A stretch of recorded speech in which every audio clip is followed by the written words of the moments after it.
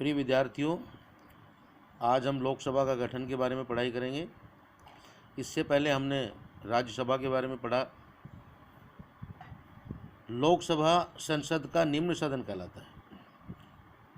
इससे पहले मैंने बताया था आपको, राज्यसभा संसद का उच्च सदन कहलाता है। लोकसभा संसद का निम्न सदन कहलाता है। लोकसभा को लोकप्रिय सदन भी कहा जाता है। लोकसभा का गठन अनुच्छेद 81 के अनुसार होता है। राज्यसभा अनुच्छेद 80, लोकसभा 81। शुरुआत में लोकसभा की कुल सदस्य संख्या जो थी वो 500 निर्धारित की गई थी। ध्यान रहे, स्टार्टिंग में इसकी जो संख्या निर्धारित की गई थी वो 500 निर्धारित की गई थी टोटल संख्या। 1956 में राज्यों के पुनर्गठन के बाद इस संख्या को आगे बढ़ाया और इसे 520 कर दिया गया और इसको आगे बढ़ाते हुए 525 निर्धारित किया गया। 31वें संविधान संशोधन अधिनियम 1974 द्वारा लोकसभा की अधिकतम सदस्य संख्या 552 निर्धारित की गई। ध्यान रहे, 31वें संविधान संशोधन अधिनियम 1974 द्वारा अधिकतम सदस्य संख्या लोकसभा की 552 निर्धारित की गई।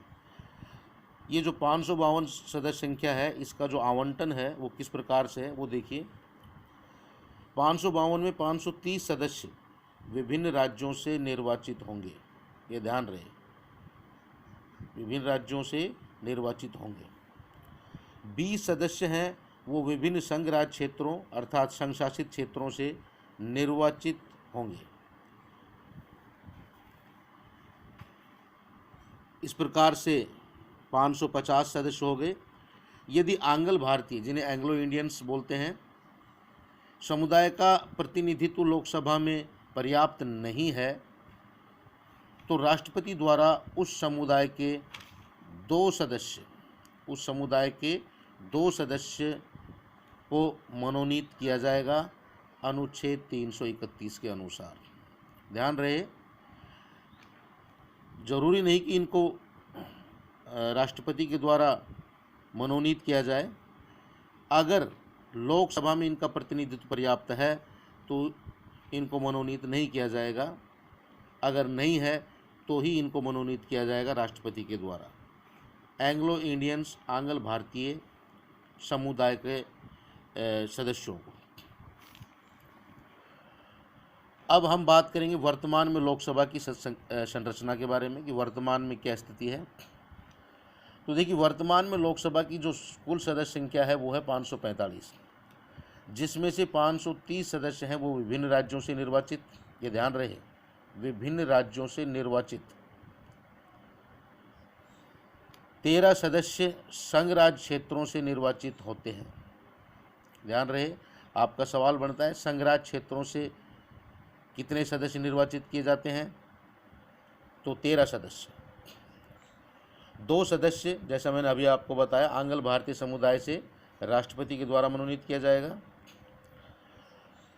राज्यों में लोकसभा के स्थानों का जो आवंटन है वो जनसंख्या के आधार पर ही किया गया है। ये ध्यान रहे, जिस प्रदेश की या जिस राज्य की जनसंख्या ज़्यादा है वहाँ पर लोकसभा के स्थान ज़्यादा हैं। जैसे कि उत्तर प्रदेश है, उसकी जनसंख्या सबसे अधिक है तो वहाँ से लोकसभा के स्थान 80, महाराष्ट्र से 48, राजस्थान से 25। इस प्रकार से ये आवंटन राज्यों का अलग अलग किया गया है। परिसीमन आयोग का जो गठन है, इसका प्रावधान किया गया है लोकसभा की सदस्य संख्या के गठन के संबंध में। ये प्रावधान जो है परिसीमन आयोग के गठन का, वो अनुच्छेद 82 में है। क्या काम करता है परिसीमन आयोग, ये देखिए। परिसीमन आयोग का जो काम है वो ये है कि प्रत्येक जनगणना की समाप्ति के बाद, जब भी जनगणना होगी उसकी समाप्ति के बाद लोकसभा में स्थानों का आवंटन, जिस प्रकार से मैंने बताया कि 545 है तो इसको आगे बढ़ाना है, कितना करना है जो भी वो आवंटन, और राज्यों के प्रादेशिक निर्वाचन क्षेत्रों का पुनः निर्धारण किया जाएगा। राज्यों के प्रादेशिक निर्वाचन क्षेत्र, जैसे कि अगर हम राजस्थान की बात करें तो अलवर लोकसभा क्षेत्र, जयपुर लोकसभा क्षेत्र, जयपुर ग्रामीण लोकसभा क्षेत्र। तो इस प्रकार से ये परिसीमन आयोग निर्धारित करेगा प्रादेशिक निर्वाचन क्षेत्रों को भी। हो सकता है जैसे कि मैं आपको बताऊं कि अलवर है, तो अलवर में ये बड़ा क्षेत्र हो गया हो तो इसको छोटा किया जाए, या इसमें से किसी दूसरे ज़िले से कुछ क्षेत्र लेकर इसको पुनः निर्धारण किया जाए। ये होता है प्रादेशिक निर्वाचन क्षेत्र। 84वें संविधान संशोधन अधिनियम 2001 के द्वारा ये निर्धारित कर दिया गया है कि लोकसभा की सदस्य संख्या 2026 तक यथावत 545 ही रहेगी। ये ध्यान रहे, बड़े गौर से देखें इस चीज़ को। 84वें संविधान संशोधन अधिनियम 2001, आपका सवाल बनता है किस अधिनियम के द्वारा? तो 84वें अधिनियम, और कब? 2001 के द्वारा।